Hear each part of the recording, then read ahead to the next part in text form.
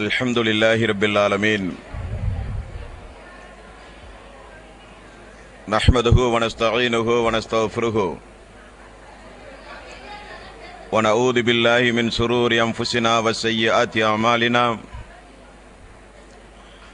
My யஹ்திஹில்லாஹு ஃபலா முதில்ல லஹு வ my யுத்லில் ஃபலா ஹாதிய லஹு. வ அஷ்ஹது அன் லா இலாஹா இல்லல்லாஹ் வஹ்தஹு லா ஷரீக லஹு வ அஷ்ஹது அன்ன முஹம்மதன் அப்துஹு வ ரசூலுஹு. யா அய்யுஹல்லதீன ஆமனு தக்குல்லாஹ ஹக்க துகாத்திஹி வ லா தமுத்துன்ன இல்லா வ அன்தும் முஸ்லிமூன். யா அய்யுஹன் நாஸு தகு ரப்பக்குமுல்லதீ ஹலக்கக்கும் மின் நஃப்ஸின் வாஹிதா வ ஹலக மின்ஹா ஸௌஜஹா வ பஸ்ஸ மின்ஹுமா ரிஜாலன் கஸீரன் வ நிஸாஅ. வத்தகுல்லாஹ அல்லதீ தஸாஅலூன பிஹி வல் அர்ஹாம் இன்னல்லாஹ கான அலைக்கும் ரகீபா. யா அய்யுஹல்லதீன ஆமனு தக்குல்லாஹ வ கூலு கௌலன் சதீதா யுஸ்லிஹ் லக்கும் அஅமாலக்கும் வ யஃபிர் லக்கும் ذுனூபக்கும் வ மை யுத்திஇல்லாஹ வ ரசூலஹு ஃபகத் ஃபாஸ ஃபௌஸன் அலீமா. ஃபஇன்ன கைரல் ஹதீஸி கிதாபுல்லாஹ் வ கைரல் ஹதீ ஹதீயு முஹம்மதின் ஸல்லல்லாஹு அலைஹி வஸல்லம் வ ஷர்ரல் உமூரி முஹ்தஸாத்துஹா வ குல்லு முஹ்தஸத்தின் பித்ஆ வ குல்லு பித்அத்தின் ضலாலா வ குல்லு ضலாலத்தின் ஃபின்னார்.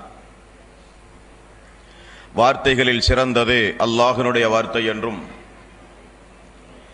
வழிகாட்டுதலில் சிறந்தது நபிகள் நாயகம் ஸல்லல்லாஹு அலைஹி வஸல்லம் அவர்களுடைய வழிகாட்டுதல் என்றும்,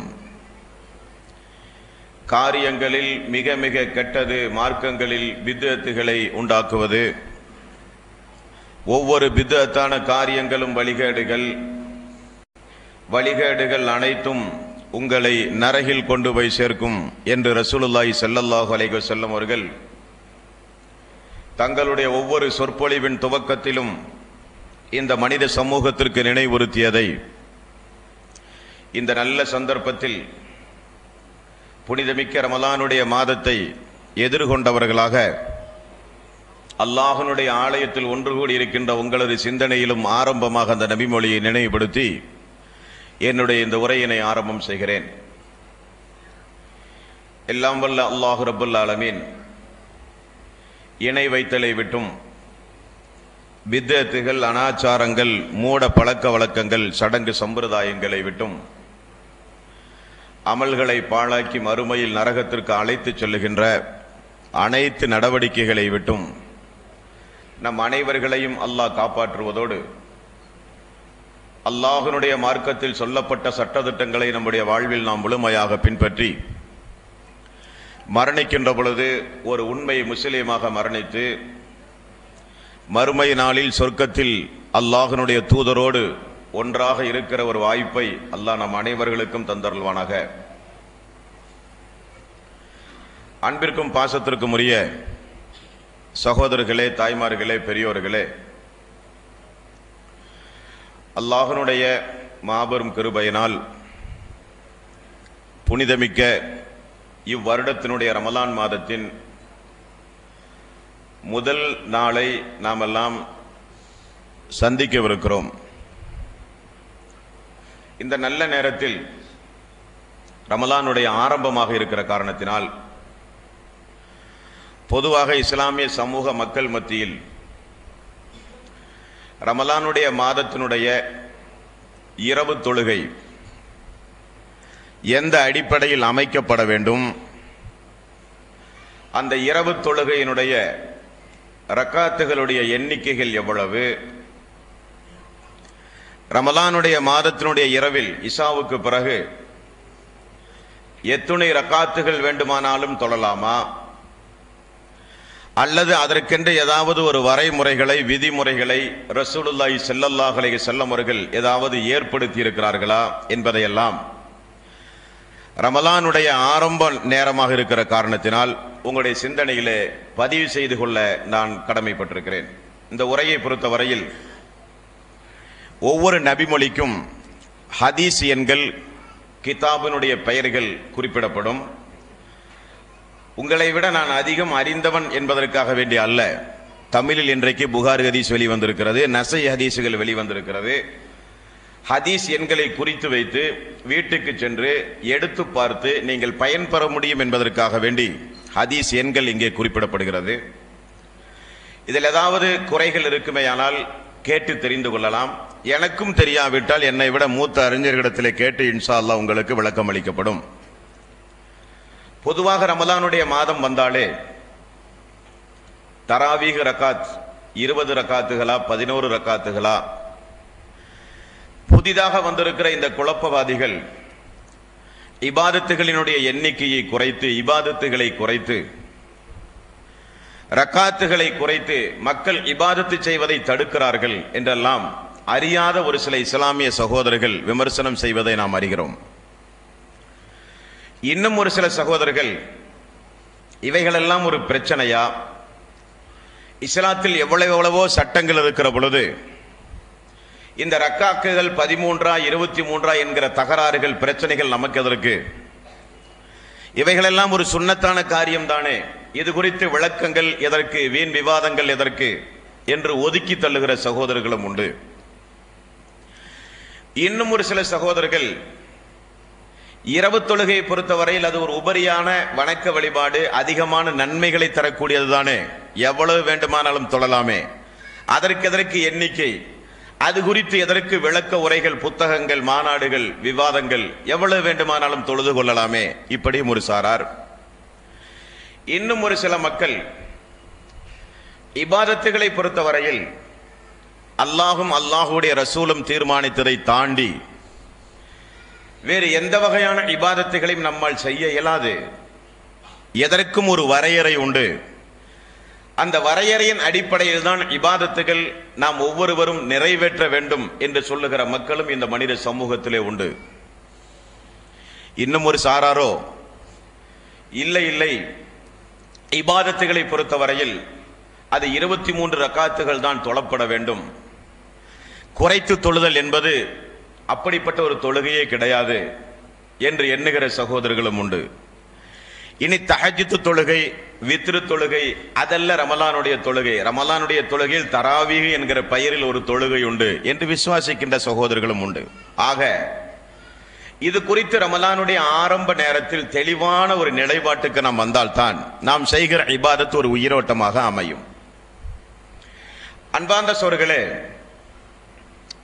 இரவு தொழுகையினுடைய முறைகள் என்ன, அதனுடைய ரக்காத்துகள் எவ்வளவு, அதனுடைய நேரம் என்ன, அதனுடைய சிறப்புகள் என்ன என்பதையெல்லாம் பார்ப்பதற்கு முன்னதாக இஸ்லாத்தினுடைய ஒரு அடிப்படையை நீங்கள் ஒவ்வொருவரும் ஆரம்பமாக புரிந்து கொள்ள வேண்டும். நபிகள் நாயகம் ஸல்லல்லாஹு அலைஹி வஸல்லம் அவர்களை அல்லாஹு தஆலா இறுதி தூதராக நமக்கு அல்லாஹ் அனுப்பியிருக்கிறான். அந்த தூதருடைய பணி நாமெல்லாம் எந்த முறையில் வணக்க வழிபாடுகளை செய்தால் சொர்க்கம் செல்லுவோமோ அந்த முறையை கற்றுத்தருவதற்காக வேண்டி அல்லாஹ்வின் புறத்திலிருந்து அனுப்பப்பட்டவர் தான் ரசூலுல்லாஹி ஸல்லல்லாஹு அலைஹி வஸல்லம். எந்த முறைப்படி வணக்க வழிபாடு செய்தால் அல்லாஹ் ஏற்றுக்கொள்வான், எந்த முறைப்படி வணக்க வழிபாடுகளை செய்தால் அது நமக்கு நன்மை இல்லாமல் போய்விடும் என்பதை உணர்த்துவதற்காக வேண்டி அல்லாஹ்வின் புறத்திலிருந்து அனுப்பப்பட்டவர் ரசூலுல்லாஹி ஸல்லல்லாஹு அலைஹி வஸல்லம். அப்படியானால் அல்லாஹ்வுடைய தூதர் வாழ்ந்த காலத்தில் மக்கள் ஆர்வத்தின் காரணமாக நோன்பு நோற்பதிலோ, தொழுவதிலோ, தஸ்பீஹ் சொல்லுவதிலோ ஆர்வத்தின் காரணமாக மக்கள் ஏதாவது கூடுதலாக செய்யும் பொழுது அந்த தூதர் பார்த்து இது ஒரு நன்மைதானே, அதிகமாக செய்யட்டுமே, அதிகமாக செய்வதன் மூலம் சொர்க்கத்தில் உயர்வான அந்தஸ்து கிடைக்குமே என்று ரசூலுல்லாஹி ஸல்லல்லாஹு அலைஹி வஸல்லம் அவர்கள் விட்டிருந்தால் நாமும் விடலாம். ஆனால் அல்லாஹ்வுடைய ரசூல் ஒரு நாள் மஸ்ஜிது நபவியில் அமர்ந்து கொண்டிருக்கிறார். ஒரு மனிதர் தொழுகிறார். தொழுகை முடித்துவிட்டு அவர் ஒரு நபித்தோழர் ரசூலுல்லாஹி ஸல்லல்லாஹு அலைஹி வஸல்லம் அவர்களை சந்தித்து யா ரசூலல்லாஹ் அஸ்ஸலாமு அலைக்கும் என்கிறார். அல்லாஹ்வுடைய ரசூலை பாருங்கள், வலைக்கும் ஸலாம் என்று சொல்லி நீங்கள் தொழுத தொழுகை சரியல்ல, திரும்பவும் தொழுங்கள் என்கிறார். அந்த நபித்தோழர் போய் திரும்பவும் ரசூலுல்லாஹி ஸல்லல்லாஹு அலைஹி வஸல்லம் அவர்களுடைய முன்னிலையில் தொழுகிறார். திரும்ப வருகிறார். அஸ்ஸலாமு அலைக்கும் யா ரசூலல்லாஹ். ரசூலுல்லாஹி ஸல்லல்லாஹு அலைஹி வஸல்லம் வலைக்கும் இஸ்லாம், இப்பொழுது தொழுத தொழுகையும் சரியல்ல, மீண்டும் போய் சரியாக தொழுங்கள் என்கிறார். அவர் போய் மீண்டும் தொழுகிறார். 3 முறை இப்படி தொழுது தொழுது காண்பிக்கிறார். 4வது முறை வந்து சொன்னார், யா ரசூலல்லாஹ், இன்னும் இதற்கு மேல் எனக்கு தொழ தெரியாது. அப்ப ரசூலுல்லாஹி ஸல்லல்லாஹு அலைஹி வஸல்லம் முறையின்றி தூதர் காண்பித்த தொழுகைக்கு மாறாக அவர் தொழுவதை பார்த்து ரசூலுல்லாஹி ஸல்லல்லாஹு அலைஹி வஸல்லம் அவர்கள் அருமையாக தொழுகையினுடைய பாடத்தை அவருக்கு விளக்கி கூறுகிறார். எப்படி சொல்லுகிறார்? தோழரே, தக்பீர் கட்டினால் வஜ்ரத் ஓதுங்கள், சூறாக்கள் ஓதுங்கள், துணை சூறாக்கள் ஓதுங்கள், அமைதியாக இருங்கள், ருக்குவுக்கு செல்லுங்கள், சொல்ல வேண்டிய திக்ருகளை தெளிவாக சொல்லுங்கள், அமைதியாக இருங்கள், செமி அல்லாஹ் லிமன் ஹமிதா சொல்லுங்கள், அங்கே சொல்ல வேண்டிய துஆக்களை ஓதுங்கள், அமைதியாக இருங்கள் என்று தொழுகையினுடைய நிதானங்களை கற்றுக் கொடுக்கிறார்கள். இப்ப என்ன தெரிகிறது அந்த ஹதீஸ்களை பார்க்கும் பொழுது, அவர் அவசரமாக தொழுகையை நிறைவேற்றி இருக்கிறார். ரசூலுல்லாஹி ஸல்லல்லாஹு அலைஹி வஸல்லம் அவர்கள் சொன்னார்கள், கோழி கொத்துவதை போல அவசரமாக தொழுகிற தொழுகை தொழுகையே அல்ல. அப்ப தொழுகை பாடம் நடத்துகிறார்கள் ரசூலுல்லாஹி ஸல்லல்லாஹு அலைஹி வஸல்லம். இன்னொரு நபி தோழரை பாருங்கள், யா ரசூலல்லாஹ், நான் இரவு முழுக்க நின்று வணங்க போகிறேன். இப்படி யாராவது நம்மிடத்திலே வந்து கேட்டால் என்ன சொல்லுவோம்? அல்ஹம்துலில்லாஹ், ரொம்ப நல்ல காரியம். ஆனா ரசூலுல்லாஹி ஸல்லல்லாஹு அலைஹி வஸல்லம் அது தொழுகை அல்ல. கண்ணுக்கு செய்ய வேண்டிய கடமை உண்டு, மனைவிக்கு செய்ய வேண்டிய கடமை உண்டு. உண்ண வேண்டும், மனைவிக்கு செய்ய வேண்டிய கடமைகளை நிறைவேற்ற வேண்டும், உறங்க வேண்டும், உடம்புக்கு செய்ய வேண்டிய கடமைகளை நிறைவேற்ற வேண்டும். இரவு முழுக்க இசாவில இருந்து ஃபஜ்ர் வரை உறங்காமல், மனைவிக்கு செய்ய வேண்டிய கடமைகளை நிறைவேற்றாமல், உடலுக்கு செய்ய வேண்டிய கடமைகளை நிறைவேற்றாமல் நின்று கொண்டு அப்படியே வணங்குவது தொழுகையே அல்ல. ரசூலுல்லாஹி ஸல்லல்லாஹு அலைஹி வஸல்லம் அவர்கள் கூறினார்கள். அதே போல ஒரு பெண்மணி, அவர் ரசூலுல்லாஹி ஸல்லல்லாஹு அலைஹி வஸல்லம் மனைவி, ஒரு நாள் ரசூலுல்லாஹி ஸல்லல்லாஹு அலைஹி வஸல்லம் பள்ளிக்குள் வருகிறார்கள். ஒரு தூணுக்கும் இன்னொரு தூணுக்கும் இடைப்பட்ட இடத்தில் கயிறுகள் நீளமாக கட்டப்பட்டிருக்கிறது. ரசூலுல்லாஹி ஸல்லல்லாஹு அலைஹி வஸல்லம் வந்து கேட்டார்கள், இந்த கயிறு யாருக்காக வேண்டி பள்ளிக்குள் கட்டப்பட்டிருக்கிறது? சஹாபாக்கள் சொன்னார்கள், யா ரசூலல்லாஹ், உங்களுடைய மனைவி. ஏன்? உடல் பருமனாக இருக்கிற காரணத்தினால் சாய்ந்து கொண்டு நின்று தொழுவதற்கு வசதியாக கட்டப்பட்டிருக்கிறது. ரசூலுல்லாஹி ஸல்லல்லாஹு அலைஹி வஸல்லம் அவர்கள் சொன்ன பதில், நின்று கொண்டு தொழ முடியாவிட்டால் அமர்ந்து கொண்டு தொழுங்கள், சிரமப்பட்டு வணக்கம் செலுத்துவதை அல்லாஹ் விரும்பவே மாட்டான். ரசூலுல்லாஹி ஸல்லல்லாஹு அலைஹி வஸல்லம் அவர்கள் சொன்னார்கள்.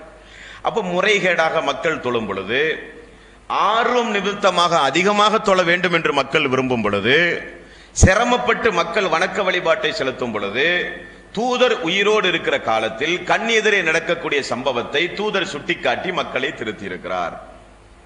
இதே போல நோன்பு, ஒரு சகோதரர் வந்தார், நபி தோழர் ரலியல்லாஹு அன்ஹு, யா ரசூலல்லாஹ், நான் காலம் முழுக்க நோன்பு வைக்க போகிறேன். ரசூலுல்லாஹி ஸல்லல்லாஹு அலைஹி வஸல்லம் அவர்கள் சொன்னார்கள், அது நோன்பே கிடையாது, அது நோன்பு கிடையாது.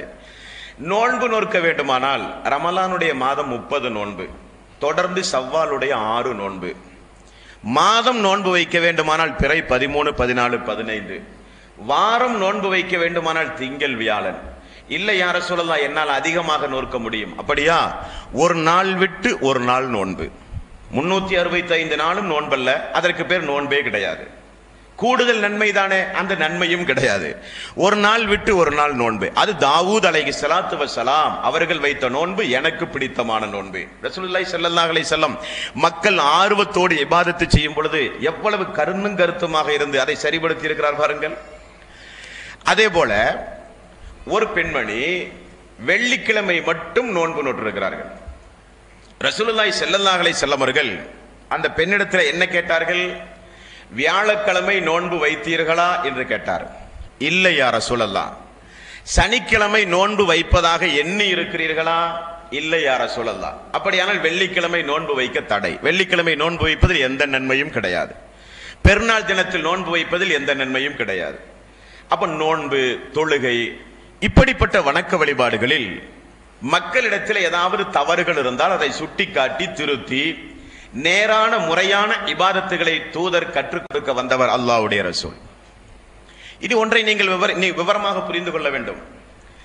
ரமலானுடைய மாதம் தானே, எண்ணிக்கை ஒன்றும் பிரச்சனை அல்லவே. உபரியான வணக்கம் எத்துணை ரக்காத்துகள் வேண்டுமானாலும் தொழட்டுமே. அதற்கு கூட்டங்கள், விவாதங்கள், கூடாது கூடும் என்கிற மாற்று கருத்துகள் ஏன் சமூகத்திலே என்கிற எண்ணமுடைய சகோதரர்களும் உண்டு. அன்பார்ந்த சகோதரர்களே, இஸ்லாத்தை பொறுத்தவரையில் இபாதத்துகள் 2 வகைப்படும். ஒன்று, நேரம் சொல்லப்பட்டு அந்த நேரத்தில் எண்ணிக்கை குறிப்பிடப்பட்டு சொல்லப்பட்ட இபாதத்துகள், அதை யாராலும் மாற்றவே முடியாது.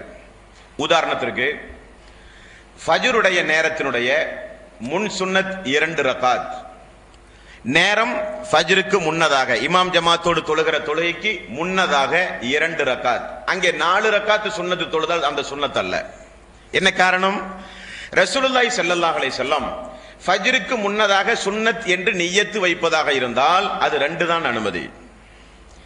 லோஹருடைய முன் சுன்னத், லோஹருடைய பின் சுன்னத், அஸருடைய முன் சுன்னத், மக்ரிபுடைய முன் பின் சுன்னத், இஷாவுடைய முன் பின் சுன்னத். இப்படி பார்த்தால் ரசூலுல்லாஹி ஸல்லல்லாஹு அலைஹி வஸல்லம் நேரத்தை சொல்லி அங்கே அல்லாஹ்வுடைய ரசூல் ஏதாவது ரக்காத்துகளுடைய எண்ணிக்கையை சொல்லி இருந்தால் அதை கூட்டவோ குறைக்கவோ நமக்கு அதிகாரம் கிடையாது. இது முதலாவது விஷயம்.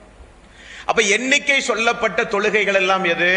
சுன்னத்தான தொழுகை எண்ணிக்கை சொல்லப்பட்டது, ஃபர்லான தொழுகை எண்ணிக்கை சொல்லப்பட்டது, ஜனாசா தொழுகை தக்பீர் எண்ணிக்கையோடு உள்ளது, பெருநாள் தொழுகை ரக்காத்துகள் 2 தக்பீர்கள் கூடுதலாக உள்ளது, மலை தொழுகை எண்ணிக்கை சம்பந்தப்பட்டது, கிரகண தொழுகை எண்ணிக்கை சம்பந்தப்பட்டது. இப்படி ஏதாவது ஒரு தொழுகை எண்ணிக்கை சம்பந்தப்பட்ட எண்ணிக்கை உள்வாங்கி ஒரு செய்தி இருக்குமே, ஆனால் அந்த எண்ணிக்கையை கூட்டவோ குறைக்கவோ நமக்கு அதிகாரம் அல்ல. இது சுன்னத்தானது ஃபர்லான என்பதற்காக வேண்டிய அல்ல. அல்லாஹ்வுடைய ரசூல் இதை இப்படி செய்ய சொன்னார், அத்தோடு முடிந்தது. இது துவாவானாலும் சரி. துவாவை பொறுத்தவரையில் 2 வகை உண்டு.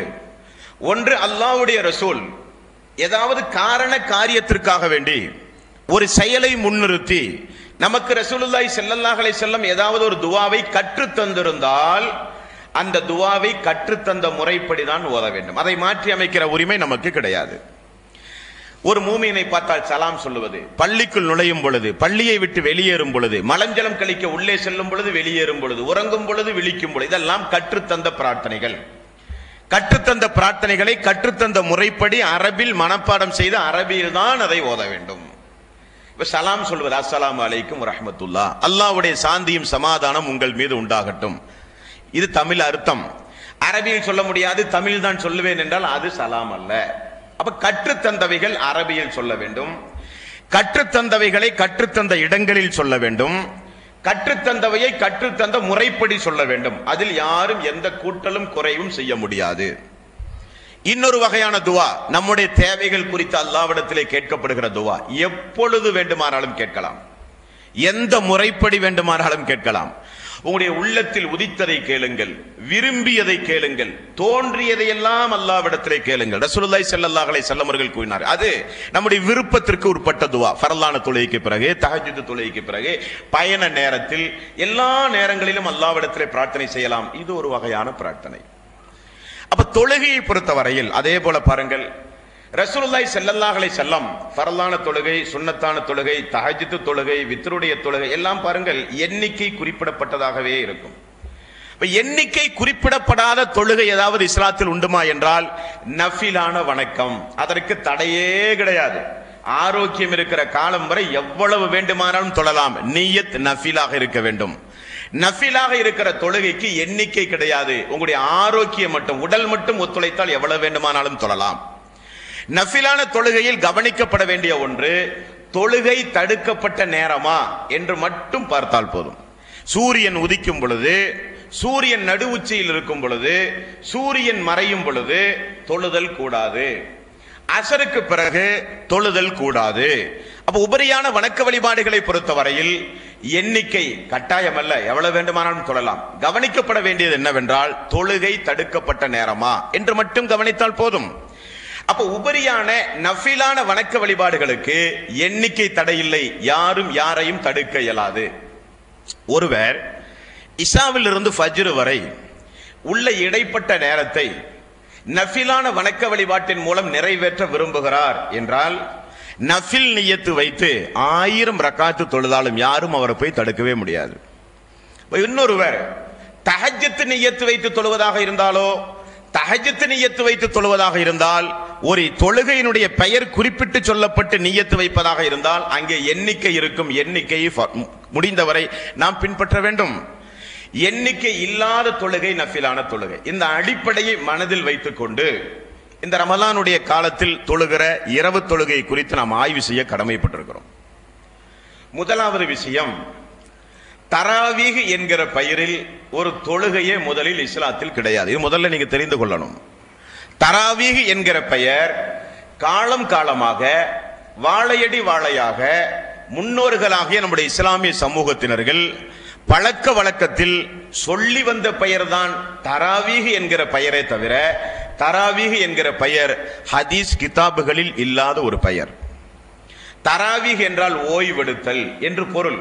2 ரக்காத்து தொழுது ஓய்வெடுத்து, திரும்ப ஒரு 2 ரக்காத்து தொழுது ஓய்வெடுத்து, இப்படி ஒரு ரெஸ்ட் எடுத்து தொழுகிற தொழுகைக்கு மக்களால் வைத்துக் கொண்ட பெயர் தான் தராவீஹ் என்கிற பெயரை தவிர, தராவீஹ் என்கிற பெயர் ஹதீஸ் கிதாபுகளிலே போய் தேடினால் கிடைக்காது. அப்ப இஷாவுடைய தொழுகைக்கு பிறகு ஃபஜ்ர் வரை தொழுகிற சிறப்பான இந்த தொழுகை எந்தெந்த பெயரில் ஹதீசுகளில் இடம்பெற்றிருக்கும் என்றால் 4 பெயர்களில் ஹதீசுகளிலே இடம்பெற்றிருக்கும். ஒன்று சலாத்துல் லைல், இரவு தொழுகை என்கிற பெயரிலே நீங்கள் பார்க்கலாம். கியாமுல் லைல், நின்று வணங்குதல் என்கிற பெயரிலே பார்க்கலாம். தஹஜ்ஜுத், தொழுது ஓய்வெடுத்து பிறகு தொழுகிற தொழுகை இரவு தொழுகை என்கிற பாடத்திலே பார்க்கலாம். வித்ர், ஒற்றைப்படை தொழுகை என்கிற பாடத்திலே பார்க்கலாம். இந்த 4 பெயர்களில் தான் ஹதீசுகளில் இஷாவிலிருந்து ஃபஜ்ர் வரை தொழுகிற இந்த சிறப்பான தொழுகையினுடைய எண்ணிக்கை பெயர்களை நீங்கள் பார்க்க முடியும். தராவி என்கிற பெயர் முதலில் மார்க்கத்தில் சொல்லப்படாத ஒரு பெயர். இரண்டாவது, நம்முடைய சகோதரர்கள் கூட இந்த இரவு தொழுகை எப்படி விளங்கி வைத்திருக்கிறார்கள் என்றால், வித்ரு வேறு, தஹஜ்ஜுத் வேறு, கியாமுல் லைல் வேறு, சலாத்துல் லைல் வேறு. வித்ரு மட்டும் ஒரு மனிதன் 1 ரக்காத்து தொழுதால் பக்கத்தில் இருக்கிற சகோதரர் என்ன சொல்கிறார், நீ வித்ரு தான் தொழுதியா, தஹஜ்ஜுத் தொழவில்லையா என்று கேட்பார்கள். தஹஜ்ஜுத் தொழுதாலோ ஏன் வித்ரு தொழவில்லையா என்று கேட்பார்கள். இந்த எல்லா தொழுகையும் வேறு வேறான தொழுகை என்று நாம் நினைத்துக் கொண்டிருக்கிறோம். அந்த எண்ணமும் ஹதீசுகளை ஆய்வு செய்யும் பொழுது நாம் தவறாக விளங்கி இருக்கிறோமோ என்று எண்ண தோன்றுகிறது. அன்பார்ந்த சகோதரர்களே, இஸ்லாத்தை பொறுத்தவரையில் நபிகள் நாயகம் ஸல்லல்லாஹு அலைஹி வஸல்லம் அவர்கள் கூறினார்கள், ஃபர்லான தொழுகைக்கு பிறகு ஒரு சிறப்பான தொழுகை உண்டுமானால் அது இரவு தொழுகை. ஒரு மனிதர் இஷா தொழுது முடிந்து ஃபஜ்ருடைய நேரத்திற்கு முன்னதாக இரவு தொழுகை தொழ விரும்பினால் அவர் பிறகு சொல்ல போகின்ற எண்ணிக்கையின் அடிப்படையில் தொழுதால் அதற்கு பெயர் இரவு தொழுகை. தஹஜ்ஜுத் வேறு, கியாமுல் லைல் வேறு, சலாத்துல் லைல் வேறு, வித்ரு வேறு என்று அல்ல, எல்லாம் ஒரே தொழுகைதான், முறைகள் மட்டும் வேறாக அமையும். நபிகள் நாயகம் ஸல்லல்லாஹு அலைஹி வஸல்லம் அவர்கள் இஷாவுக்கு பிறகு நாம் தொழுகிற தொழுகை, நான் ஆரம்பத்தில் சொன்னதை போல நஃபிலான தொழுகை 1000 ரக்காத் ஒருவர் தொழுகிறார் என்று வைத்துக் கொள்ளுங்களேன். தஹஜ்ஜுத் தொழுகை எண்ணிக்கை குறிப்பிடப்பட்டு ஒரு மனிதர் தொழுகிறார் என்று வைத்துக் கொள்ளுங்களேன். இஷாவுக்கு பிறகு 2 ரக்காத் சுன்னத்து தொழுதார் என்று வைத்துக் கொள்ளுங்களேன். ஒரு அடிப்படையை நம் மனதில் தெரிந்து கொள்ள வேண்டும். பகல் நேரங்களில் தொழுகிற தொழுகையை எப்படி வேண்டுமானாலும் நீங்கள் அமைத்துக் கொள்ளலாம். இரவில் தொழுகிற தொழுகை மட்டும், இஷாவுக்கு பிறகு இரவில் தொழுகிற தொழுகை மற்றும் நீங்கள் உறங்க செல்லும் பொழுது அது ஒற்றைப்படையில் முடிக்கப்பட்டிருக்க வேண்டும் என்று ரசூலுல்லாஹி ஸல்லல்லாஹு அலைஹி வஸல்லம் அவர்கள் கூறினார்கள். இதுதான் இங்கே கவனிக்கப்பட வேண்டிய விஷயம். என்ன காரணம்? அல்லாஹ்வுடைய ரசூல் கூறிய செய்தி இப்னு உமர் ரலியல்லாஹு அன்ஹு அவர்கள் அறிவிக்கிறார்கள். புகாரியிலே 990வது நபிமொழி, புகாரியினுடைய முதல் வேல்யூம் 990 990வது நபிமொழி. ரசூலுல்லாஹி ஸல்லல்லாஹு அலைஹி வஸல்லம் அவர்கள் சொன்னார்கள், இரவு தொழுகையை 2 ரக்காத்துகளாக தொழுது கொள்ளுங்கள், ஆனால் அது முடிவுறும் பொழுது ஒற்றைப்படையில் முடிக்கப்பட்டிருக்க வேண்டும் என்று நபிகள் நாயகம் ஸல்லல்லாஹு அலைஹி வஸல்லம் இரவு தொழுகையை ஒற்றைப்படையில் தான் நீங்கள் முடிக்க வேண்டும் என்று கூறினார்கள். ஆக மிக முக்கியமாக இரவு தொழுகை கவனத்தில் கொள்ள வேண்டியது ஒற்றைப்படையில் முடிக்கப்பட்டிருக்க வேண்டும். இரண்டாவது, நபிகள் நாயகம் ஸல்லல்லாஹு அலைஹி வஸல்லம் இந்த இரவு தொழுகையை அதாவது கியாமுல் லைல், தஹஜ்ஜுத், வித்ர் போன்ற இந்த இரவு தொழுகையை இஷா தொழுகையிலிருந்து ஃபஜ்ர் வரை எந்த நேரத்தில் ரசூலுல்லாஹி ஸல்லல்லாஹு அலைஹி வஸல்லம் நமக்கு தொழுது காண்பித்தார்கள்? இப்ப நம்ம இஷா தொழுத முடித்தவுடன் நாம் தொழுது இருக்கிறோம். இது சரியா, அல்லது இரவனுடைய நடுப்பகுதியை தேர்வு செய்து தொழுவது தொழுகையா, அல்லது இரவுடைய கடைசி பகுதியில் தொழுகிறோமே அது சரியா என்று இதனுடைய நேரத்தை பார்த்தால், எந்த நேரத்தை? இரவு தொழுகையுடைய நேரத்தை பார்த்தால், தஹஜ்ஜுத் தொழுகை, வித்ர் தொழுகையுடைய நேரத்தை பார்க்கும் பொழுது ஹதீசுகளில் 4 விதமாக ஹதீசுகளே வந்திருக்கிறது. நபிகள் நாயகம் ஸல்லல்லாஹு அலைஹி வஸல்லம் இந்த இரவு தொழுகையை ஃபஜ்ர் வரை நீட்டி தொழுதிருக்கிறார் என்றும் ஹதீசுகளே பார்க்கிறோம். யார்? ஆயிஷா அவர்கள் அறிவிக்கிற செய்தி, முஸ்லிமிலே 1340வது நபிமொழி. ஃபஜ்ர் வரை ரசூலுல்லாஹி ஸல்லல்லாஹு அலைஹி வஸல்லம், அதாவது அந்த இரவு தொழுகை முடிந்து ஃபஜ்ருடைய முன் சுன்னத் 2 ரக்காத்து தொழுது சிறிது நேரம் உறங்கி அதற்கு பிறகு ஃபஜ்ர் தொழுதிருக்கிறார். நீட்டி தொழுதிருக்கிறார்கள் நபிகள் நாயகம் ஸல்லல்லாஹு அலைஹி வஸல்லம். அதே போல இரவை 3ஆக பிரித்து இஷா தொழுது முடித்தவுடன் இருக்கிற நேரத்தை 3 நேரமாக பிரித்து, இஷாவுடைய ஆரம்ப நேரம், தொழுகை முடித்துள்ள ஆரம்ப நேரம், இரவனுடைய நடுப்பகுதி, ஃபஜ்ருக்கு முன்னதாக உள்ள இரவனுடைய கடைசி பகுதி. ரசூலுல்லாஹி ஸல்லல்லாஹு அலைஹி வஸல்லம் இன்னொரு இடத்திலே பார்க்கிறோம், இரவினுடைய கடைசி பகுதியை தேர்வு செய்து நபிகள் நாயகம் ஸல்லல்லாஹு அலைஹி வஸல்லம் இந்த தஹஜ்ஜுடைய தொழுகையை தொழுதிருக்கிறார்கள். அது இப்னு அப்பாஸ் அவர்கள் அறிவிக்கிற செய்தி, புகாரியில் 7452வது நபிமொழி. என்ன காரணம்? நபிகள் நாயகம் ஸல்லல்லாஹு அலைஹி வஸல்லம் அவர்கள் கூறினார்கள், அல்லாஹ் இரவினுடைய கடைசி பகுதியில் அரிசிலிருந்து கீழே இறங்கி வருகிறான். வந்து தன்னுடைய அடியார்களை அல்லாஹ் எதிர்பார்க்கிறான். எப்படி? வேண்டுபவர் இல்லையா, கொடுக்க நான் தயாராக இருக்கிறேன். கேட்பவர் இல்லையா, கேட்பவர் கேட்கட்டும், கொடுக்க நான் தயாராக இருக்கிறேன் என்று அல்லாஹ் தன்னுடைய அடியார்களுடைய பாவ மன்னிப்பை, அடியார்களுடைய பிரார்த்தனையை, அடியார்களுடைய நல்ல நல்ல இபாதத்துகளை பெருமிதத்தோடு அல்லாஹ் எதிர்பார்க்கிற நேரம் இரவினுடைய கடைசி நேரம். ஆகவே ரசூலுல்லாஹி ஸல்லல்லாஹு அலைஹி வஸல்லம் உறங்கி எழுந்து இரவினுடைய கடைசி நேரத்தில் தொழுகிற இந்த தொழுகைக்கு அதிக முக்கியத்துவம் கொடுத்ததாக ஹதீஸ்களிலே பார்க்கிறோம். அடுத்தது நபிகள் நாயகம் ஸல்லல்லாஹு அலைஹி வஸல்லம் இரவினுடைய பாதி நேரத்திலும் இந்த தொழுகையை தொழுதுள்ளார்கள். இப்னு அப்பாஸ் அவர்கள் அறிவிக்கிற செய்தி, புகாரியினுடைய முதல் வேல்யூம் 183வது நபிமொழியிலே நீங்கள் பார்க்கலாம். அப்ப இந்த இரவு தொழுகையை பொறுத்தவரையில் எல்லா நேரங்களிலும், இஷாவிலிருந்து ஃபஜ்ர் வரை உள்ள எல்லா நேரங்களிலும் தொழலாம். தொழுவதற்கு அனுமதிக்கப்பட்டது. இரவினுடைய கடைசி நேரத்தில் தேர்ந்தெடுத்து தொழுவது நமக்கு சிறந்தது. இது 2வது தெரிந்து கொள்ள வேண்டும். 3வதாக எத்துணை ரக்காத்து வரை தொழலாம். இதுதான் பிரச்சனை. எத்துணை ரக்காத்து வரை தொழலாம்? தஹஜ்ஜுத் என்கிற நிய்யத்தோடு, கியாமுல் லைல் என்கிற நிய்யத்தோடு, ஸலாத்துல் லைல் என்கிற நிய்யத்தோடு, வித்ர் என்கிற நிய்யத்தோடு இந்த தொழுகையை நாம் தொழுவதாக இருந்தால் அதிகபட்சம் ரசூலுல்லாஹி ஸல்லல்லாஹு அலைஹி வஸல்லம் 13 ரக்காத்து வரை தொழுதிருக்கிறார்கள். நாம் இந்த இஸ்லாமிய சமூகத்தில் விளங்காத அறியாமையின் காரணமாக பேசுகின்ற நம்முடைய சகோதரர்களை பார்த்து நாம் என்ன கேட்கிறோம் என்றால், அல்லாஹ்வுடைய ரசூல், இது ஒரு புனிதமிக்க ரமலானுடைய மாதம். இந்த மாதத்தில் எவ்வளவு பெரிய தியாகம் செய்கிறோம். ஃபஜ்ரிலிருந்து மக்ரிப் வரை உண்ணுவதை தூக்கி வீசுகிறோம். இல்லற வாழ்க்கையில் ஈடுபடுவதை கூட அல்லாஹ்வுக்காக வேண்டி ஒதுக்கி வைக்கிறோம். பசி வந்தால் கூட உண்ணாமல் பட்டினி கிடந்து தியாகம் செய்கிறோம். அல்லாஹ்வுடைய ரசூல் 23 ரக்காத் அல்ல 50 ரக்காத் ரசூலுல்லாஹி ஸல்லல்லாஹு அலைஹி வஸல்லம் அவர்கள் தொழுதார்கள் என்று ஹதீஸ்களில் வந்தால் தொழ நாம் எல்லோரும் தயார்தான். எல்லோரும் தயாராக இருக்க வேண்டும். காரணம், அல்லாஹ்வுடைய ரசூல் கூறிவிட்டார்கள், உபரியான வணக்கம் இந்தந்த வகையில் 50 ரக்காத்துகள் தொழுங்கள் என்றால் நாம் எல்லாம் தொழுதானே ஆக வேண்டும். 23 ரக்காத்துகள் தொழ வேண்டும் என்றால் 23 தொழுதானே ஆக வேண்டும். ரசூலுல்லாஹி ஸல்லல்லாஹு அலைஹி வஸல்லம் எத்தனை ரக்காத்துகள் தொழுதிருக்கிறார்கள் அன்பான சகோதரர்களே? அல்லாஹ்வுடைய ரசூல் 13 ரக்காத்துகள் தொழுதிருப்பதாக ஒரு ஹதீஸிலே பார்க்கிறோம். எப்படி இந்த 13 ரக்காத்தை தொழுதிருக்கிறார்? இப்ப நம்ம 8 ரக்காத்து தொழுதோம் பிளஸ் 3 ரக்காத்து தொழுதோம். ரசூலுல்லாஹி ஸல்லல்லாஹு அலைஹி வஸல்லம் அவர்கள் 13 ரக்காத்து தொழுத செய்தி இப்னு அப்பாஸ் அவர்கள் அறிவிக்க புகாரியில் 183வது நபிமொழி, முஸ்லிமிலே 1400வது நபிமொழி. 13 ரக்காத்துகள் தொழுத ஆதாரம். எப்படி தொழுதிருக்கிறார்கள் இந்த 13 ரக்காத்தை? 2 ரக்காத்து தொழுது சலாம் கொடுத்து மீண்டும் 2 ரக்காத்து தொழுது சலாம் கொடுத்து, இப்படி 6 முறை 2 ரக்காத்துகளாக 12 ரக்காத்துகள் தொழுது கடைசியில் 1 ரக்காத்துகள் ஒற்றைப்படையாக ஆக்கி. ஏன் ஒற்றைப்படையாக ஆக்கி?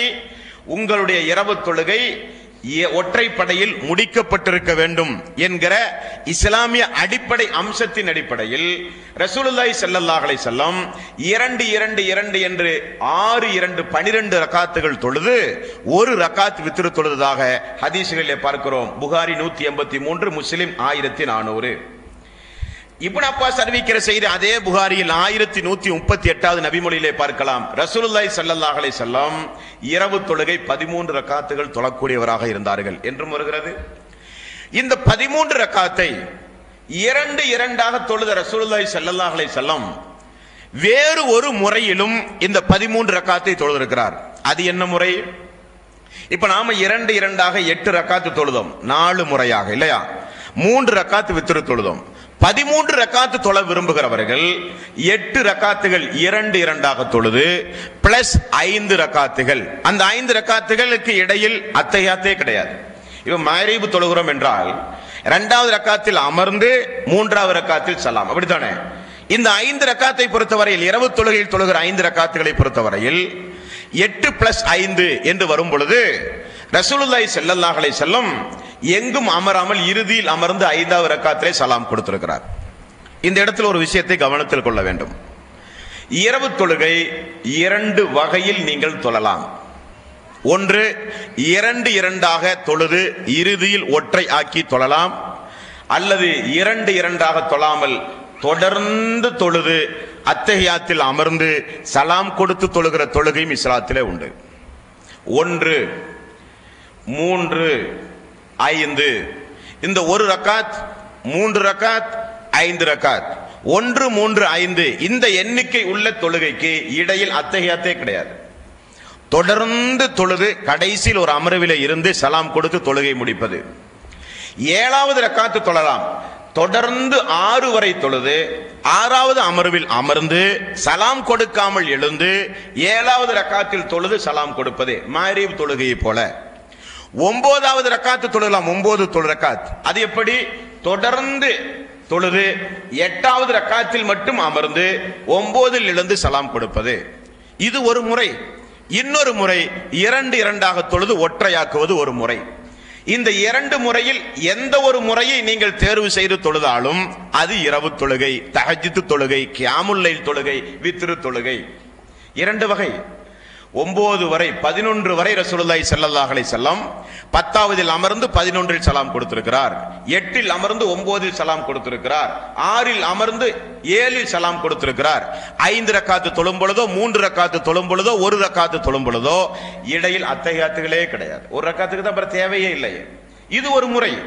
2 தொழுது சலாம் கொடுப்பது இன்னொரு முறை. அந்த அடிப்படையில் ரசூலுல்லாஹி ஸல்லல்லாஹு அலைஹி வஸல்லம் 8 ரக்காத்து தொழுதிருக்கிறார். 2 ஒற்றையாக்க வேண்டும் என முடிவு செய்து 5 ரக்காத்து தொழுகிறார். எங்கும் அமராமல் 5வது ரக்காத்தில் அமர்ந்து சலாம் கொடுத்திருக்கிறார்கள். ஆயிஷா அவர்கள் அறிவிக்கிற செய்தி 1341 முஸ்லிமிலே இடம்பெற்றிருக்கிறது. அடுத்த நபிகள் நாயகம் ஸல்லல்லாஹு அலைஹி வஸல்லம் வழக்கமாக நாம் தொழுகிற 11 ரக்காத்து தொழுகை. 11 ரக்காத் தொழுகை 2 8 வரை தொழுது வழக்கமாக நாம் 3 ரக்காத்து தொழுது சலாம் கொடுப்பதை போலுள்ள தொழுகை.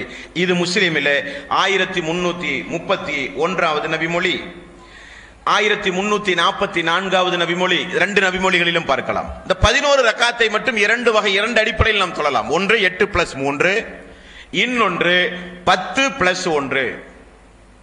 8 + 3 10 + 1. 10 என்றால் 2 ரக்காத்தாக 10 ரக்காத்து வரை, இறுதியில் 1 ரக்காத். இப்படி 11 ரக்காத்தாகவும் ரசூலுல்லாஹி ஸல்லல்லாஹு அலைஹி வஸல்லம் அவர்கள் தொழுதிருக்கிறார்கள். புகாரி முஸ்லிம்களிலே அதற்குரிய ஆதாரம் ஏராளமாக இருக்கிறது. அடுத்து நபிகள் நாயகம் ஸல்லல்லாஹு அலைஹி வஸல்லம் அவர்கள் தொழுது 9 ரக்காத். 9 அதிகபட்சம் 13, குறைந்தபட்சம் 1 ரக்காத். 9 ரக்காத் நபிகள் நாயகம் ஸல்லல்லாஹு அலைஹி வஸல்லம் அவர்கள் தொழுதிருக்கிறார்கள். அது எப்படி? 2 ரக்காத் தொழுது சலாம் கொடுத்து திரும்ப ஒரு 2 ரக்காத்து கொடுத்து சலாம் கொடுத்து ரசூலுல்லாஹி ஸல்லல்லாஹு அலைஹி வஸல்லம் கொஞ்சம் ஓய்வு எடுத்திருக்கிறார்கள். இப்னு அப்பாஸ் ரலியல்லாஹு அன்ஹு மைமூனா அவர்களுடைய வீட்டில் தங்குகிற பொழுது ரசூலுல்லாஹி ஸல்லல்லாஹு அலைஹி வஸல்லம் இந்த மாதிரி தொழுததாக புகாரியிலே 117வது நபிமொழியிலே நீங்கள் பார்க்கலாம். 4 ரக்காத்து தொழுதிருக்கிறார். திரும்ப ஒற்றைப்படையில் முடிக்க வேண்டும் என்பதற்காக 5 ரக்காத்து தொழுது 4 + 5 9 ரக்காத்துகள் ரசூலுல்லாஹி ஸல்லல்லாஹு அலைஹி வஸல்லம் அவர்கள் தொழுதிருக்கிறார். அடுத்தது அல்லாஹ்வுடைய ரசூல் 7 ரக்காத்து தொழுதிருக்கிறார்கள்.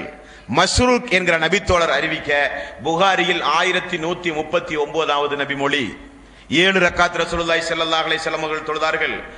அடுத்தது அல்லாஹ்வுடைய ரசூல் 5 ரக்காத்து தொழுதிருக்கிறார்கள். உங்களில் யாராவது ஃபஜ்ர் நேரம் வரும் என்று அச்சப்பட்டால் 1 ரக்காத்தாவது நீங்கள் தொழுங்கள் ரசூலுல்லாஹி ஸல்லல்லாஹு அலைஹி வஸல்லம் அவர்கள் சொன்னார்கள். ஆக இது ஒரு வலியுறுத்தி சொல்லப்பட்ட, எந்த அளவுக்கு என்றால் பயண நேரத்தில் கூட நபிகள் நாயகம் ஸல்லல்லாஹு அலைஹி வஸல்லம் அவர்கள் இந்த தொழுகையை தொழக்கூடியவர்களாக இருந்திருக்கிறார்கள்.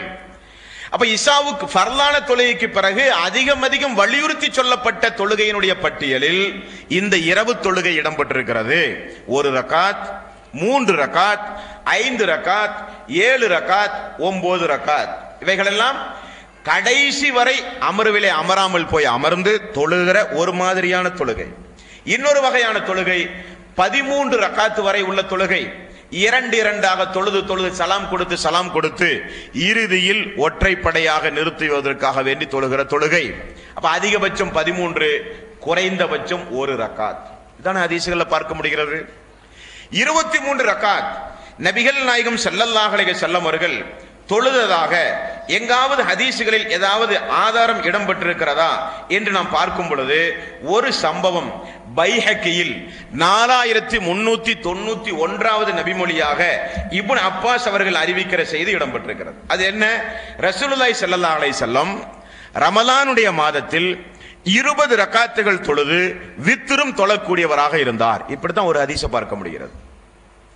இந்த ஹதீஸ் ஆதாரபூர்வமான ஹதீஸ்களாக நமக்கு முன்னால் வாழ்ந்த ஹதீசுகளை தொகுத்த மார்க்க அறிஞர்கள் சொல்லி இருந்தால் நாம் எல்லோரும் அந்த 20 ரக்காத்து தொழத்தான் வேண்டும், தொழுவதில் ஆர்வம் காட்டத்தான் வேண்டும்.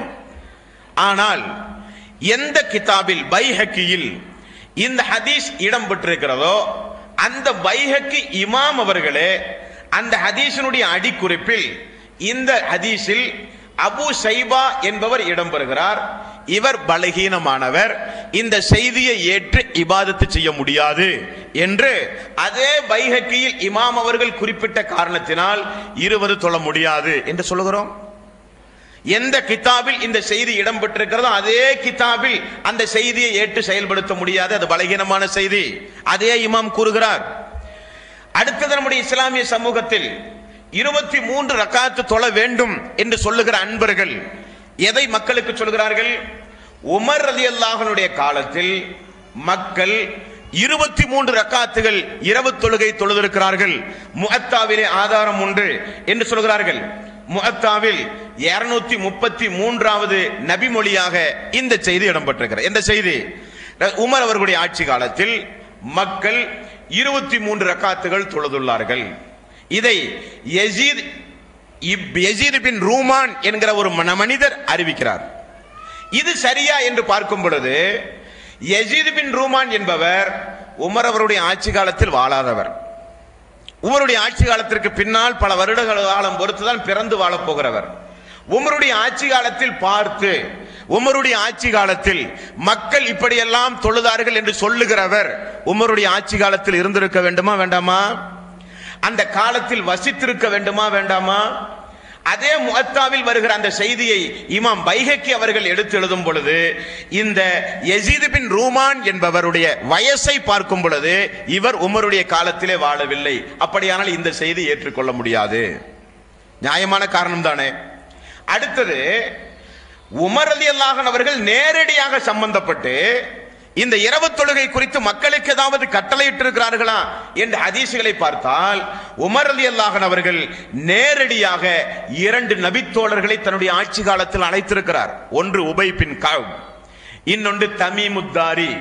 இந்த 2 மனிதர்களையும் 2 சஹாபாக்களையும் அழைத்து மக்களுக்கு ரமலானுடைய மாதத்தில் நீங்கள் 11 ரக்காத்துகள் தொழ வேண்டும் என்று கட்டளை பிறப்பித்திருக்கிறார்கள்.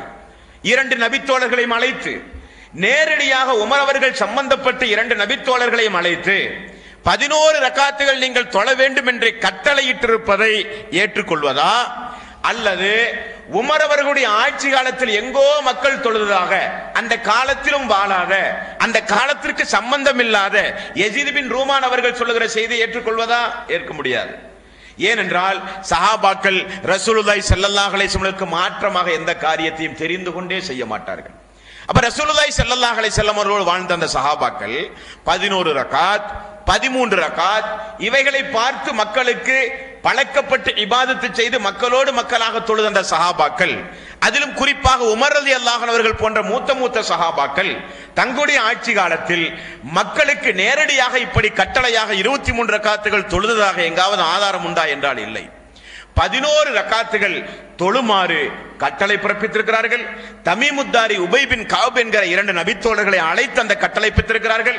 அதுவும் அதே முஅத்தாவிலே 232வது செய்தியாக இடம்பெற்றிருக்கிறது. அன்பார்ந்த சகோதரர்களே, சுருக்கம் என்னவென்றால், நாம் இபாதத்துகளை குறைக்கக்கூடியவர்கள் அல்ல, இபாதத்துகளின் பக்கம் மக்களை அழைக்கக்கூடியவர்கள்.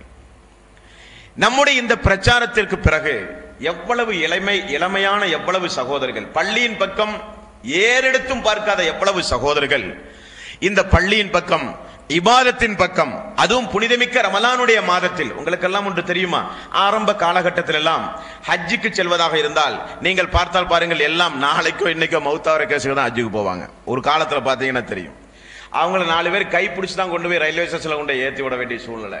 அதிலும் குறிப்பா போகும்போதே கபன் துணியை கையில கொடுத்து அனுப்பிச்சிருவாங்க, ஏன்னா ரிட்டர்ன் வராத கேஸ் இல்லையா. இந்த மாதிரி தான் ஒரு காலத்தில் ஹஜ்ஜை, அதுவும் ஹஜ்ஜுக்கு போயிட்டு வந்தா சுபஹானல்லாஹ், அது ஒரு ஹாஜியார் வீடுன்னு சொல்லி ரேஷன் கடையில கியூ நிக்கிற மாதிரி பாத்தீங்கன்னா அந்த ஆளை பாக்குறதுக்கே பெரிய கியூ நிற்பாங்க. இப்படி எல்லாம் அந்த கிருகியை செய்திருந்த காலம் ஒரு காலத்தில் உண்டு. நாமெல்லாம் நினைவில் வைத்துக் கொள்ளக்கூடிய சம்பவம். ஆனால் இன்றைக்கு அல்லாஹ்வுடைய மாபெரும் கிருபையினால் குர்ஆன் சுன்னாவினுடைய விழிப்புணர்வு மக்கள் மத்தியில் ஏற்பட்ட பிறகு, இஸ்லாத்தின் அடிப்படையில் வாழ வேண்டும் என்கிற ஆர்வம் மக்கள் மத்தியிலே வந்த பிறகு, வயோதிகர்களை காட்டிலும் இளைஞர்கள் இன்றைக்கு ஹஜ்ஜுக்கு அதிகம். அப்ப நம்முடைய பிரச்சாரத்துக்கு காரணம் என்று நான் சொல்லவில்லை, ஏதோ ஒரு வகையில் இன்றைக்கு பெரிய ஒரு மாற்றம் ஏற்பட்டிருக்கிறது. மக்கள் இன்றைக்கு இபாதத்து செய்ய ஆர்வமாக இருக்கிறார்கள். அந்த மக்களிடத்தில் போய் ரசூலுல்லாஹி ஸல்லல்லாஹு அலைஹி வஸல்லம் 23 தொழுதிருக்கிறார், இருந்தாலும் நீங்கள் தொழக்கூடாது என்று எங்காவது நாம் சொல்லி இருக்கிறோமா?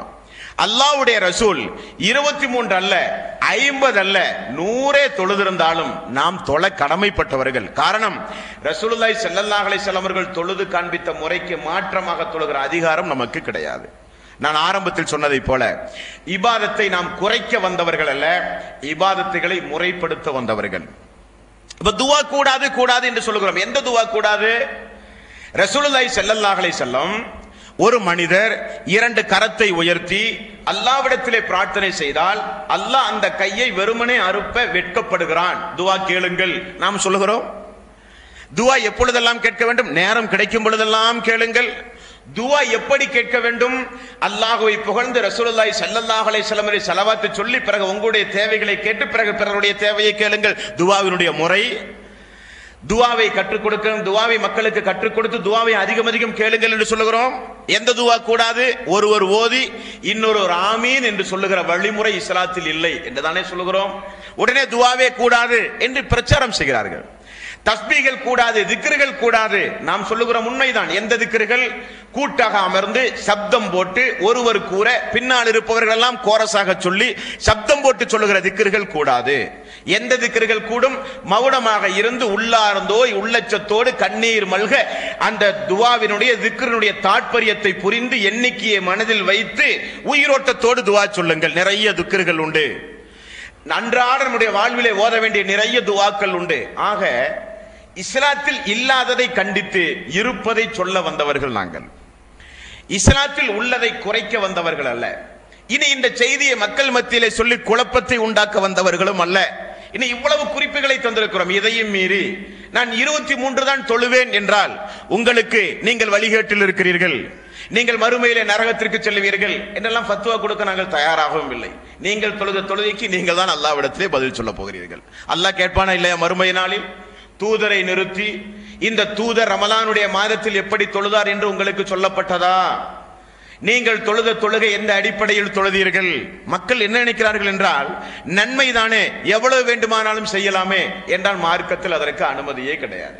உதாரணத்துக்கு குல்ஹு அல்லாஹு அஹத் அல்லாஹு சமத் லம் யலிது வலம் யூலத் வலம் யகுல் லஹு குஃபுவன் அஹத். இது குர்ஆனுடைய வசனம் மட்டுமல்ல, இரவு நேரத்தில் தூங்க செல்லும் பொழுது ஓதுகிற துவா. ஃபர்லான தொழுகைக்கு பிறகு யார் இந்த குல்ஹு அல்லாஹு அஹத் என்கிற துவாவை ஓதுகிறார்களோ அவர் சொர்க்கம் செல்ல மரணம் தான் தடை. ஃபர்லான தொழுகைக்கு பிறகு ஓதுவதில் உள்ள சிறப்பு. குல்ஹு அல்லாஹு அஹத் என்பது என்றைக்கு இறங்கிச்சோ அன்றைக்கு தான் திருக்குர்ஆனுடைய தாய் எல்லா சஹாபாக்களும் வீதியிலே நடமாடி ஓதிய வசனம். காரணம், அல்லாஹ்வுடைய ஏகத்துவத்தை சுருக்கமாக சொல்கிற ஒரு அத்தியாயம். குல் ஹுவல்லாஹு அஹத் அல்லாஹு ஸமத் லம் யலிது வலம் யூலத் வலம் யகுல் லஹு குஃபுவன் அஹத். இதனுடைய சிறப்பை எல்லாம் புரிந்த ஒரு மனிதர் உங்களுக்கு பக்கத்திலே தொழும் பொழுது சுஜூதில் கிடந்து இந்த குல் ஹுவல்லாஹு அஹத் ஓதினார் என்று வைத்துக் கொள்ளுங்களேன். எவ்வளவு பெரிய மார்க்க அறிஞனாக இருந்தாலும் என்ன சொல்லுவார்? இந்த தொழுகை கூடாது. ஏன் கூடாது? குல் ஹுவல்லாஹு அஹத் ஓதுகிற இடம் சுஜூத் அல்ல, அது ஓதுகிற இடம் தக்பீர். சொல்லுவோமா இல்லையா? சிறப்பாக இருந்தாலும் அதை செய்ய வேண்டிய இடம் என்றொன்று உண்டு, சொல்ல வேண்டிய முறை என்றொன்று உண்டு. அந்த முறைப்படி அந்த இடத்தில் சொல்லும் பொழுதுதான் அதற்கு அது சிறப்பு. அவர் நான் குர்ஆன் ஓதுகிறேன், எனக்கு அதிக நன்மை வேண்டும் என்று சூரத்துல் ஃபாத்தியாவையோ குல் ஹுவல்லாஹு அஹதையோ ருக்குவிலோ சுஜூதிலோ ஓதினால் நன்மை இல்லை. உடல் ஆரோக்கியமாக இருக்கிறது, ஃபஜ்ரில் மட்டும் என்ன 2 ரக்காத், நான் 4 ரக்காத் தொழ போகிறேன் என்றால் தொழுகையே கிடையாது. ஃபஜ்ர் 2 என்றால் 2 தான் தொழ வேண்டும். மக்ரிப் 3 என்றால் 3 தான் தொழ வேண்டும். நாம் எல்லாம் ஜமாத்தாக சேர்ந்து மினிட்ல ஒரு செயற்குழு பொதுக்குழு கூட்டி 5 நேர வக்து எல்லாம் யூனிஃபாக 4 ரக்காத்தாக இனி 4 முதல் இருக்க வேண்டும் என்று ஃபஜ்ரும் மக்ரிபும் 4ஆக மாற்றி நாம் எல்லாம் பர்க்கத்தாக தமிழ்நாடு முழுக்க தொழுதால் அது தொழுகையாது? முஸ்லிம் என்று யாராவது நம்மை பார்த்து சொல்லுவார்களா? ஃபஜ்ர் 2 என்றால் 2 தான், மக்ரிப் 3 என்றால் 3 தான், அதை 4ஆக ஆக்குகிற உரிமை யாருக்குமே கிடையாது என்றால் எண்ணிக்கை எவ்வளவு முக்கியம் இஸ்லாமிய மார்க்கத்தில். அப்ப நன்மை நன்மை என்று நாம் யாரும் அதிகமாக நினைத்து எந்த காரியத்தையும் செய்யக்கூடாது. சொல்லுகிற பொழுது பார்த்தால் ரேசாக தெரியும், ஆனால் ஆழமாக நீங்கள் பார்த்தால் அது மார்க்கத்தில் மிகப்பெரிய ஒரு தவறு. ஒரு மகன் வாப்பாட்ட வந்து சொன்னாரு, ஸ்கூல்ல கொசுவை அடித்த காரணத்தினால் என்ன ஸ்கூலை விட்டே துரத்திட்டாங்கன்றாரு. உடனே வாப்பாக்கு கோபம் வந்தது. குடும்பமே சேர்ந்து ஒரு ஆலோசனை பண்ணாங்க, கொசுவை அடிச்சதுக்கு பையனை எப்படி நீக்கலாம், நம்ம போய் கேட்போம் காலையில ஆசிரியர்கிட்ட வந்தாங்க. ஸ்கூலுக்கு வந்து பார்த்தா நடந்த விஷயமே வேற. என்ன? கொசுவை பையன் அடித்தது உண்மைதான், ஆனால் கொசு ஆசிரியருடைய கன்னத்தில் இருந்திருக்கிறது. அப்ப செய்தி என்ன? கொசுவை அடித்த காரணத்தால் எப்படி பையனை நீக்கலாம் வெகுண்டு வந்தாங்க. பார்த்தா கொசு எங்கிறது இருக்கிற ஆசிரியருடைய மூஞ்சில் இருந்தது, அவன் மூஞ்சி சேர்த்து அரைஞ்சிருக்கிறான். அப்ப அடிச்சது கொசு அல்ல, அடித்த இடம் எங்கே அதை பார்க்கணுமா இல்லையா? அதே மாதிரி செய்கிற செயல் நன்மையா தீமையா அது முக்கியம் அல்ல. தூதர் சொன்னாரா, சொன்னது சரிதானா, செயல் எங்கே முக்கியம் அல்ல. அல்லாஹ்வுடைய ரசூல் எதற்காக வேண்டி அனுப்பப்பட்டார்? ஓமா ஆதாக்குமுர் ரசூலு ஃபஹ்துஹு ஓமா நஹக்கும் அன்ஹு ஃபன்தஹு. என்னுடைய தூதர் எதை கொடுத்தாரோ அதைத்தான் நீங்கள் எடுத்துக்கொள்ள வேண்டும், எதை தடுத்தாரோ அதை விட்டும் நீங்கள் தவிர்ந்து கொள்ள வேண்டும். மன் அமில அமலல் லைஸ அலைஹி அம்ருனா ஃபஹுவ ரத்துன். நான் சொல்லாத ஒன்றை யாராவது நன்மை என நினைத்து செய்தால் அல்லாஹ்விடத்தில் அது ரத்து செய்யப்படும். ரசூலுல்லாஹி ஸல்லல்லாஹு அலைஹி வஸல்லம் அவர்கள் கூறினார்கள். அப்போ ரக்காத்துகள் எவ்வளவு என்பது முக்கியமல்ல, எவ்வளவு தொழுகிறோம் என்பது முக்கியமல்ல, எப்படி தொழுகிறோம் என்பதுதான் முக்கியம். எத்துணை ரக்காத்து தொழுதோம் என்பது முக்கியமல்ல, அந்த ரக்காத்தை ரசூலுல்லாஹி ஸல்லல்லாஹு அலைஹி வஸல்லம் அவர்கள் கூறிய முறைப்படி தொழுதோமா என்பதுதான் முக்கியம். நன்மைதானே நன்மைதானே என நினைத்து நமக்கு தோன்றுவதையெல்லாம் நாம் செய்வதாக இருந்தால் அல்லாஹ் தேவையில்லை, அல்லாஹ்வுடைய வேதம் தேவையில்லை, அல்லாஹ்வுடைய ரசூல் நமக்கு தேவையில்லை. நாம செய்யலாமே எந்த இபாதத்துகளை வேண்டுமானாலும். ரசூலுல்லாஹி ஸல்லல்லாஹு அலைஹி வஸல்லம் காலத்தில் வாழ்ந்த அவருடைய காலத்துக்கு பிறகு நடந்த ஒரு சம்பவத்தை பாருங்கள். இப்னு அப்பாஸ் ரலியல்லாஹு அன்ஹு, அபு மூசா அல் அஸ்அரி ரலியல்லாஹு அன்ஹு. அபு மூசா அல் அஸ்அரி ஒரு நாள் மதீனாவிலே வந்தார். மதீனாவுடைய பள்ளியில் பார்த்தால் ஒரு வித்தியாசமாக ஒரு 10-15 பேர் கூஃபாவிலே இருந்து வந்து கொண்டு ஏதோ ஒரு வகையான திக்ர்களை ஓதிக்கொண்டிருக்கிறார்கள் மதீனாவுடைய பள்ளியில்.